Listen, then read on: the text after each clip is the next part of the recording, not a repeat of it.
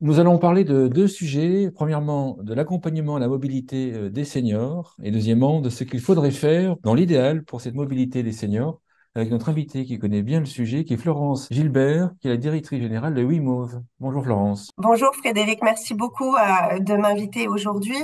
WeMove est une association qui, depuis 25 ans, propose quelque chose de super innovant et qui paraît pourtant complètement évident, un accompagnement à la mobilité. Notre objectif, en fait, c'est de se servir de ce qui existe sur les territoires pour permettre aux personnes de se déplacer et de lutter contre la voiture individuelle. On arrive aujourd'hui à avoir 42% de retour à l'emploi grâce à notre accompagnement. On est spécialisé à la base sur les publics en insertion sociale et professionnelle. On a 31% d'économie d'énergie et depuis 2015, on travaille sur les publics personnes âgées pour leur permettre d'être accompagnés dans leur mobilité. Précision pour comprendre l'importance de WeMove, que vous appartenez à la galaxie, je sais pas comment on dit, à l'association, au groupe SOS. SOS. Peut-être Oui. présenter le groupe SOS pour se rendre compte de l'importance. Donc, effectivement, Wimo fait partie du groupe SOS. Le groupe SOS, c'est le leader européen de l'économie sociale et solidaire. Notre volonté, c'est de montrer en fait que l'innovation sociale peut se jouer en fait sur l'ensemble des thématiques. Et donc, on a effectivement un champ très élargi d'action dans l'économie sociale et solidaire, que ce soit sur les seniors, la santé, la jeunesse et sur la mobilité avec Wimo. Pourquoi s'intéresser à la mobilité des seniors? Est-ce qu'il y a une problématique de mobilité chez les seniors? Voilà, je provoque, Une mais problématique très importante. Premièrement, on sait qu'il y a 1 million des seniors qui se sentent isolés, enfin qui sont isolés. Il y a 2 millions qui se sentent isolés et 1 million des seniors qui sont véritablement isolés et seuls. Donc ça, c'est la première problématique. La deuxième, c'est qu'il y a un fort renoncement à la mobilité qui engendre des problématiques importantes. Ça veut dire qu'on va renoncer à un rendez-vous santé, on va renoncer à aller voir ses proches, d'où les problématiques d'isolement, et on va renoncer en fait à pouvoir sortir de chez soi. On a une personne sur 6 qui renonce à sortir de chez elle euh, pendant 2, 3 jours où les seniors sont enfermés chez eux. Et en fait, aujourd'hui, on est en train de préconiser le fait, mais souhaité par les seniors de rester à domicile et parallèlement, on n'investit pas sur le fait qu'ils puissent en sortir. Et donc, habiter, rester chez soi, ça veut aussi dire pouvoir sortir de chez soi. Et donc, nous, on alerte sur la problématique que ça peut avoir. Aujourd'hui, on est en train de demander en fait à des personnes aidantes de devenir taxi quelque part, d'emmener à des rendez-vous santé, d'emmener à des rendez-vous loisirs, que finalement la personne âgée risque de renoncer parce que pas envie de demander toujours à ses aidants et de les mettre dans un rôle différent. Donc à la fois une problématique de lourdeur, d'un poids important et pas être à la bonne place, et pour la personne âgée finalement d'avoir des difficultés à pouvoir vivre quotidiennement dignement, j'ai envie de rajouter. les raisons de ces difficultés, c'est quoi? C'est l'âge, on a des difficultés à conduire, c'est des aspects de revenus, c'est quoi? La source. C'est cumulé en fait. On va avoir la première difficulté, on le sait, en termes de sécurité routière, on a une problématique sur les seniors et on a une très forte dépendance. 73% des personnes âgées utilisent leur voiture individuelle, c'est plus que la population globale. Donc ça, c'est une première problématique. Et puis, on a des personnes âgées qui vont cumuler les problèmes, que ce soit financière, effectivement, et avec l'évolution du prix du pétrole, c'est compliqué. On a des personnes âgées qui ont des difficultés physiques, des difficultés cognitives, et qui fait qu'en fait, on va accepter, on est résilient, on va accepter de rester chez soi et de ne pas sortir de chez soi. Et puis, on fait tout, quelque part, pour amener les services aux personnes âgées. On travaille beaucoup sur la mobilité inversée. Donc, je t'amène le pain, je t'amène les différents services dont tu peux avoir besoin. Mais en fait, il faut qu'on réfléchisse à comment permettre le plus longtemps possible aux personnes âgées de pouvoir se déplacer et avec les solutions qui existent sur le territoire.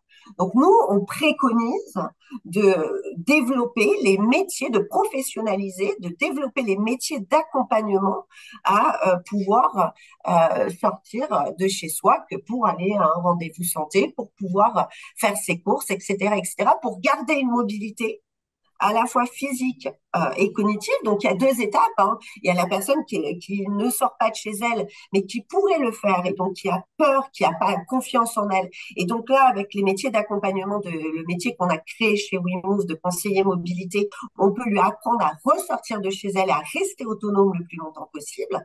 Et puis de l'autre côté, créer ces métiers pour permettre justement de leur permettre de sortir de chez elle le plus longtemps possible, mais accompagné. Et donc ça aujourd'hui, moi je suis persuadée que ça aura des impacts, alors je vous l'ai dit, hein, sur la sécurité routière, sur l'environnement, sur l'isolement, sur la santé des personnes âgées.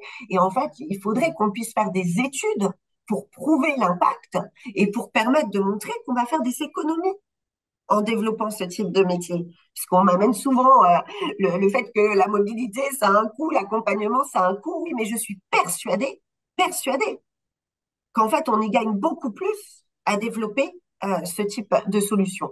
Et également, plus on va accompagner la mobilité des seniors et se dire que demain, parce que c'est nous, les seniors de demain, on aura proposé d'une professionnalisation autour de la mobilité, et plus ça sera agréable de se dire qu'on va vivre dans un monde où les seniors sont pris en compte.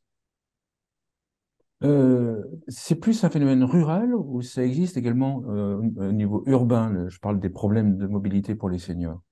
Alors, c'est pas les mêmes problématiques, évidemment, hein, vous l'aurez, c'est dans la question, mais par contre, évidemment, on a des problèmes autant au niveau rural qu'au niveau urbain. Alors, au niveau urbain, on a un isolement qui est très, très fort, et donc des personnes âgées qui se retrouvent au cinquième étage sans ascenseur, et donc qui n'ont pas la possibilité de sortir, et en fait, une multitude de solutions pour laquelle on peut avoir peur, on peut de les utiliser, on peut ne pas avoir confiance en soi, et puis, on a des vraies problématiques très concrètes, comme un escalator qui marche pas, un ascenseur qui marche pas, et qui finalement, dans la ville, vont créer les mêmes problématiques de renoncement à la mobilité. Je rencontrais une personne âgée la dernière fois qui me disait, en fait, la dernière fois, j'ai rebroussé chemin. C'est-à-dire que j'avais un rendez-vous santé. Ma problématique, c'est que quand je suis arrivée au métro, finalement, l'escalator ne marchait pas. Je ne pouvais pas prendre les escaliers, et donc je suis retournée chez moi. Donc, il y a plein de choses à inventer, hein. Je lance un appel. On pourrait avoir une application qui nous permettrait de savoir, avant de partir de chez soi, si l'escalator, les ascenseurs seront en panne ou pas aujourd'hui, et donc de faire notre trajet en fonction de ça. Bon, voilà, il y a des choses à inventer parce que là, on voit bien que cette personne âgée qui est en ville, qui a les solutions de mobilité, elle aussi, elle a les mêmes problèmes qu'en ruralité, où finalement les solutions de mobilité sont pas accessibles. Les taxis sont là pour ça. Alors, on a parlé de problématiques financières pour nos personnes âgées. Vous imaginez quand vous devez aller chercher votre pain ou quand vous devez aller faire vos courses, vous n'allez pas faire appel à un taxi. Donc, les taxis sont là pour ça quand il y a des problématiques de santé avérées. Effectivement, il y a des contrats, il y a aucun, il y a des solutions, mais par contre, c'est des solutions qui sont ponctuelles et qui peuvent pas en fait permettre justement ce que moi j'essaye de revendiquer, c'est de garder une mobilité autonome le plus longtemps possible. Cette mobilité autonome, en fait, on l'aura en se déplaçant dans les transports en commun, en se déplaçant dans notre ville en marche à pied ou pourquoi pas en utilisant le vélo. Parce que, en fait, ça va nous permettre cognitivement et en termes de santé de rester le plus longtemps possible indépendant. Si on reprend la personne âgée qui est au cinquième étage de son immeuble sans ascenseur, la solution de mobilité pour cette personne-là, pour ce cas-là, c'est quoi? Mais nous, par exemple, aujourd'hui, on propose un accompagnement. La personne, on va descendre les escaliers avec elle et on va aller prendre le bus avec Mm. elle. Donc, enfin là, il y a une problématique. Alors, c'est une problématique particulière, mais il y a une problématique elle risque de chuter. Et donc, il doit y avoir quelqu'un avec elle. Mais ça veut dire qu'à chaque fois qu'elle doit prévoir un déplacement, il faut qu'elle prévoie aujourd'hui un aidant. Et donc, on dit, il faut donner la possibilité de professionnaliser des métiers autour de ce type d'accompagnement. Mais donc, il y a des accompagnements à faire évoluer la culture vis-à-vis de la mobilité durable. Et donc, ça veut dire faire évoluer les métiers autour de la mobilité durable. Un conducteur de bus doit être formé au fait que, la compagnie en elle-même, sur ces publics fragiles. On va avoir un quart de la population demain qui aura plus de 65 ans, on doit prendre en compte cette problématique. Et il faut qu'il n'ait pas à avoir peur que les marches soient trop hautes, qu'on redémarre trop vite, qu'il puisse pas être assis dans le bus, etc., etc. Ça, c'est très important parce que ça va aller dans ce sens-là. Mais ça permettra vraiment de pouvoir le plus longtemps possible se déplacer de manière libre et de manière autonome. Et puis après, prévoir, évidemment, pour les personnes les plus en difficulté, un accompagnement spécifique. Mais donc, il y a vraiment un sujet de santé publique derrière ces problématiques de mobilité. Et on a, nous, avec nos réflexions, la volonté toujours de se dire, mais on va apporter le service et donc on a l'impression d'avoir répondu à la problématique. Ce n'est pas comme ça qu'on va le faire. Et chez WeMove, on a créé le cercle des partenaires engagés dans la mobilité des seniors, justement pour essayer de combattre un petit peu nos idées reçues et les faciliter quelque part qu'on avait pu imaginer avec cette mobilité inversée qui répondrait à tout. Tout est en fait une multitude de solutions. Ça fait partie d'un tout. Évidemment qu'il faut la mobilité inversée, mais pas seulement. C'est comme la voiture autonome, c'est certainement une très bonne solution, mais ça ne suffit pas. Donc, c'est vraiment de se dire, OK, sur le territoire, qu'est-ce que j'ai comme solution? Comment je les ouvre à tous? Il y a des bus pour les enfants à certains endroits, des bus scolaires, des bus pour les handicapés. Mais pourquoi on a toujours cette volonté de sillonner? On perd financièrement, on perd en termes d'interaction sociale et on perd en termes de possibilités de solutions. Si on arrivait à mutualiser l'ensemble de ces solutions, on aurait certainement 2 fois plus de bus à la disposition et ils seraient 2 fois plus remplis. Et donc, on ne serait pas en train de se dire, mais finalement, est-ce qu'on va le fermer parce que il n'y a pas d'intérêt. Donc, mutualisons.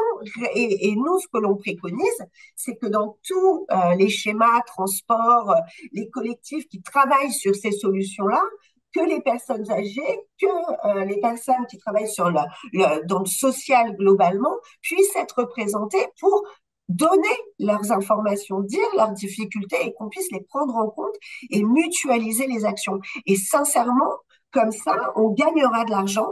Et si on fait l'étude dont je vous ai parlé tout à l'heure, on prouvera qu'on fera faire à terme, évidemment, des économies énormes aux collectivités. Et je ne parle pas du bien-être, hein, j'en ai parlé très vite, mais moi je suis convaincue que vivre dans une société où les personnes âgées peuvent se déployer, c'est aussi une société où il est plus facile de vivre.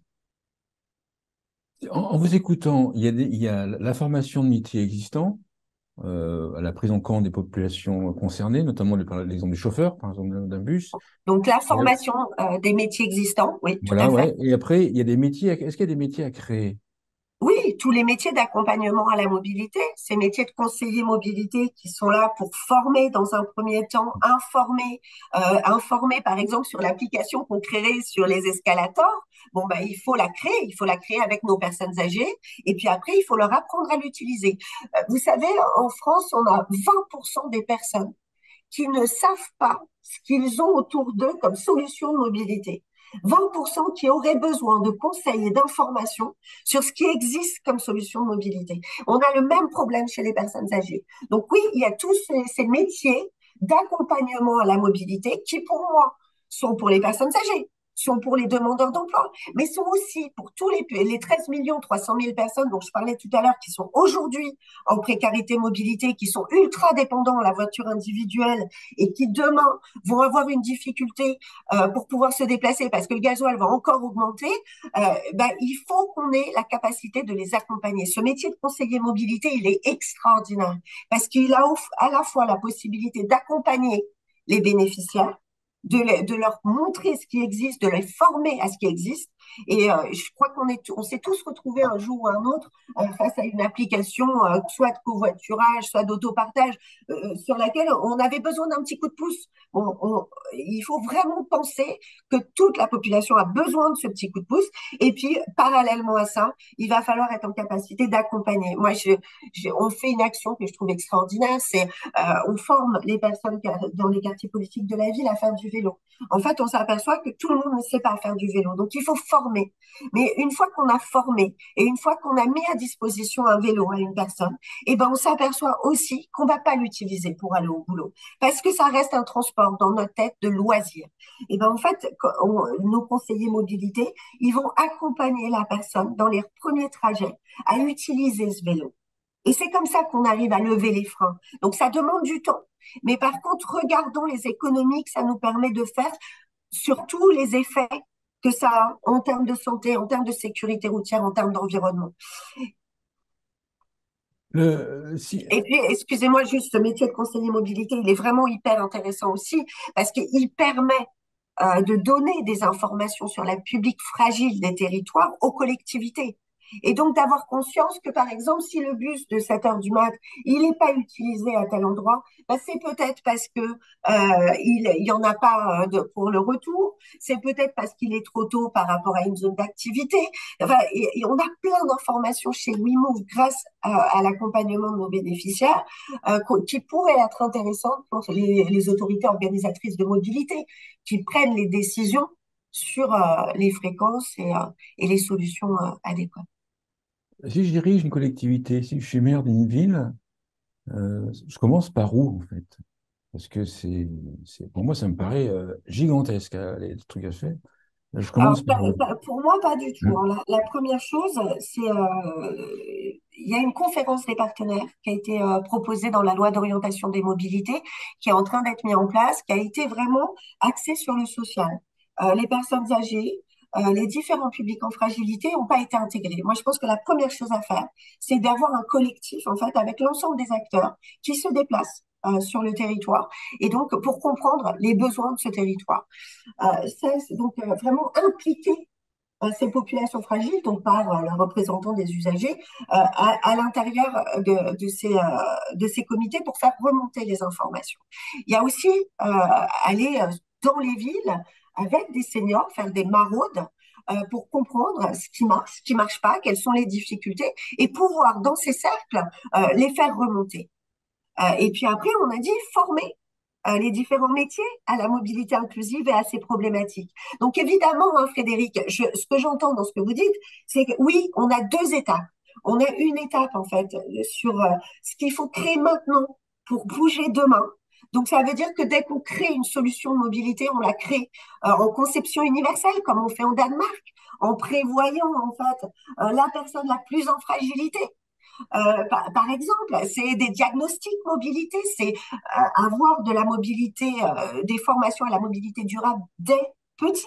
Et puis après, à tous les âges clés de la vie, 20-25 ans, 40-45 ans, 60-65 ans, pour pas stigmatiser, mais pour accompagner dans une évolution de la mobilité. Et puis après, il y a les solutions qui sont sparadrap, qui sont pour maintenant. Et donc, on a besoin très rapidement, effectivement, de former à ces problématiques dans les métiers actuels, d'accompagner les collectivités à comprendre les publics qui sont en fragilité. Il faut pas la loi d'orientation des mobilités qui a pris en compte hein, ces publics dans l'article de loi mobilité solidaire. Elle date que de 2019, donc les choses elles sont en train de bouger. On est en train de prendre en compte justement à la fois cette mobilité durable et à la fois ces publics qui sont exclus de la mobilité. Donc, mais par contre, effectivement, il faut faire remonter les problématiques. On a créé, nous, un baromètre de la mobilité du quotidien, Frédéric, en 2019, justement pour suivre l'évolution de la mobilité des personnes âgées, entre autres d'ailleurs des habitants et des personnes âgées, qui a lieu tous les 2 ans pour voir justement l'évolution de la mobilité et les problématiques auxquelles on est confronté. Cette année, le baromètre, le ministère des Transports est partenaire justement pour pouvoir se servir de tout ce qui sortira dans le baromètre pour faire évoluer les préconisations. Donc, on va plutôt dans le bon sens. On en est où? Pour vous, en fait, on en est au démarrage de ce qu'il faut faire, au milieu, déjà bien Alors, moi, avancé. ça fait 25 ans que je me bats, hein, 25 ans que Ben WeMove justement, c'est pour ça existe. que je pose la question. Donc, donc là, on en est au fait que ça y est, enfin, j'ai entendu le ministre Béchu dire il y a 13 300 000 personnes qui sont en difficulté en France pour se déplacer, qui sont en précarité mobilité. Donc ça y est, on a une prise en compte de cette fragilité. Maintenant, évidemment, et c'est pour ça qu'on est là ce matin tous les deux, pour se dire, il y a évidemment des préconisations, des choses à faire évoluer dans les comités de réflexion sur les transports localement, dans les plans d'action de mobilité simplifiée, qu'évidemment, ces publics en fragilité et donc ces personnes âgées soient prises en compte. Évidemment, il y a encore tout à mettre en place. Mais déjà, il y a une prise de conscience. Et cette prise de conscience, il y a encore 5 ans, elle n'existait pas. On était encore surpris quand je disais qu'il y avait des personnes qui ne pouvaient pas se déplacer en France. On a 10% des Français qui n'ont aucune solution de mobilité à leur disposition, ni voiture, ni transport en commun, ni vélo. Aujourd'hui, c'est quelque chose que l'on entend dans la bouche de nos ministres. Donc, il y a une prise en compte. Le, Maintenant, il faut le, fin- effectivement passer à le l'action. financement de toutes ces actions, enfin, le financement principal, ça va être qui, en fait? Ou le financement ou celui qui va mettre en place, en œuvre tout ça, c'est qui? C'est qui? Parce qu'en fait, comme tout est en silo, enfin presque tout est en silo, qui va impulser en fait Celui qui porte l'autorité Ouais, c'est ça. organisatrice, C'est ça. c'est l'organisme, l'autorité organisatrice de mobilité. Ça doit D'accord. être la région qui porte la mobilité solidaire. Et dans la loi d'orientation des mobilités, on a réussi à avoir une compétence qui est pour l'instant facultative, donc il faudrait qu'elle devienne obligatoire et il faudrait lui allouer une ligne de financement. Donc oui, on a encore plein Parce qu'en de fait, choses à faire passer. concrètement, moi qui suis à Grenoble, bon, il y a le syndicat de transport de Grenoble, mais donc il dépend pas de la région. Et puis après, il y a la région qui fait les TER, par exemple, plus les bus, à mon avis, à travers Rhône-Alpes, enfin l'écart. En fait, dans les délégations de services publics qui sortent sur la mobilité, il faut qu'il y ait un volet sur la mobilité solidaire. Il À chaque faut qu'il y niveau, ait alors, un volet. à chaque niveau, au niveau de la région, au niveau des À chaque fois qu'il y a une syndicats. délégation de service public, cette compétence qui est identifiée, en fait aujourd'hui, je suis désolée, mais ça sert à rien de développer un dispositif d'autopartage ou de covoiturage s'il n'est pas animé, accompagné et si on n'accompagne pas les habitants à l'utilisation. Et donc, dans chacune de ces délégations de service public, il faut qu'il y ait un volet accompagnement, animation, et pour avoir des indicateurs d'utilisation. Le nombre de fois où j'arrive dans des territoires ruraux où des solutions, on a investi dans des solutions, mais en fait, elles sont mornées Parce que- parce parce que que- parce qu'elles ne sont pas accompagnées. Parce qu'elles sont pas parce accompagnées. qu'elles sont mal accompagnées et parce qu'il faut, on fait évoluer la culture. On est dans une société où on pense voiture. Là, on parlait de 73% des seniors, c'est 68% des Français. OK. Donc, si on veut développer ces autres solutions de mobilité, il faut les faire tester. Moi, ce qui m'anime, c'est que je sais qu'à partir du moment où on les a utilisées, ces solutions, on ne revient pas à la voiture individuelle. Le covoiturage est Ah ouais, moi, utilisé moi, en je suis convaincu. Moi, entreprise, ça a des bienfaits. Toutes ces je solutions, suis elles sont des convaincu. bienfaits. Voilà. Moi, je Et suis donc, convaincu. J'ai pas de voiture depuis pratiquement 20 ans maintenant. Alors, au début, c'est difficile, ça grince, ça coince, machin. Puis en fait, j'en veux plus. J'en veux plus. Je me suis exactement. réorganisé, je suis en vélo, c'est bon pour la santé, j'arrive à l'heure. Enfin, c'est hallucinant. Euh, Et donc, c'est faire tester. Donc, quand vous dites elles sont mal accompagnées, oui, elles sont mal accompagnées. La communication ne suffit pas. Et il faut derrière faire utiliser ces solutions et les combiner. On a un gros travail d'intermodalité. euh, Vu la vague démographique qui arrive, vous êtes optimiste? Enfin, il y a un Je dis, sacré il y a paquet. urgence, Frédéric, il y a urgence à Oui, agir, oui, il il y y a a urgence urgence parce que, à parce que, répondre parce que- aux parce qu'en fait, bon, je vais comparer un petit peu par rapport aux EHPAD. Les EHPAD, on me dit qu'il faut 10 ans pour en construire et que le mur est en 2030. Bon, je me dis déjà, je n'étais pas forcément hyper bon en maths, mais il y a un souci dans le calcul, là, d'accord? Donc, les gens dans les choux en 2030. On met combien de temps pour. Je pense que c'est plus rapide quand Aujourd'hui, même. C'est plus rapide quand même. Aujourd'hui, sincèrement, il y a une loi bien vieillir. Il y a deux choses sur lesquelles on doit agir. Alors, la loi bien vieillir, il faut un volet mobilité, il faut préempter la généralisation de l'accompagnement des personnes âgées à l'intérieur de ces lois, ces diagnostics, cette conception universelle. Il faut aussi faire évoluer la loi d'orientation des mobilités en intégrant les personnes âgées quand on a pu parler des personnes en insertion professionnelle. Je pense que vraiment, il faut casser ce silo. Mais je, s'il y a une vraie prise en compte aujourd'hui et qu'on met en œuvre les solutions, moi, je sais que très rapidement, en fait, on peut proposer des solutions. Pourquoi? Aujourd'hui, sur les personnes en insertion, j'ai 42% de retour à l'emploi. 60% des personnes, c'est simplement par la formation et l'accompagnement à ce qui existe sur le territoire. Donc, on est en capacité très rapidement de pouvoir élargir et de pouvoir proposer des solutions. Il faut former, il faut intensifier la généralisation des plateformes de mobilité. C'est un outil de coordination sur les territoires, c'est un outil d'intermodalité, c'est un outil de prescription des solutions de mobilité du territoire. Donc, c'est possible, on peut aller vite. Après, il y a des solutions à long terme, comme la conception universelle, etc. Et donc, on doit changer de façon de percevoir ces publics fragiles dans la mobilité. C'est pas un frein, au contraire, c'est permettre à tous de pouvoir se déplacer en France. Et donc, c'est de bien garder les chiffres en tête, c'est de les regarder tous les 2 ans et de se donner des objectifs. Et je pense qu'avec l'arrivée du ministère comme partenaire et de l'ADEME comme partenaire du baromètre des mobilités du quotidien, on va pouvoir se challenger. On va pouvoir se dire, OK, on en est là aujourd'hui. C'est quoi nos objectifs dans 5 ans? En écoutant l'émission, je pense que certains vont se dire qu'on est sur un postulat de liberté de l'individu, en fait, ou de l'individu. Pour Est-ce moi, que... la mobilité, c'est la liberté, Frédéric. Oui, non, mais ça, je suis convaincu. Mais certains vont dire, mais là, le postulat, c'est l'individu. Est-ce que l'une des solutions, c'est pas développer l'entraide entre les citoyens? Dans mon village, par exemple, est-ce que c'est pas développer l'entraide entre les citoyens pour... Évidemment, évidemment. Mais par contre, moi, ce que je prône, c'est la professionnalisation d'un métier. C'est la professionnalisation de la mobilité. J'ai vu plein d'actions qui sont extraordinaires et humainement, je les porte évidemment sur du covoiturage intergénérationnel. Sur le problème, c'est sur la volonté de certains individus. Je l'ai vu dans les plans de déplacement scolaire, par exemple, Frédéric. Il y a des pédibus qui ont été montés, des actions sur des écoles extraordinaires. Ça marche tant qu'il y a des individus qui le portent.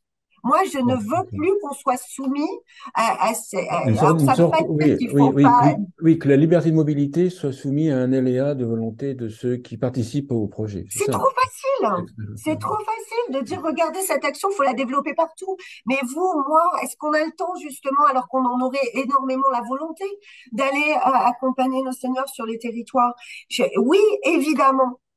Il faut préconiser, c'est bon pour la santé, l'entraide, l'investissement. Et moi, je suis dans une association et évidemment, je préconise ça. Mais par contre, je ne trouve pas normal qu'on soumette un enjeu régalien, la mobilité, à la volonté de l'individu localement.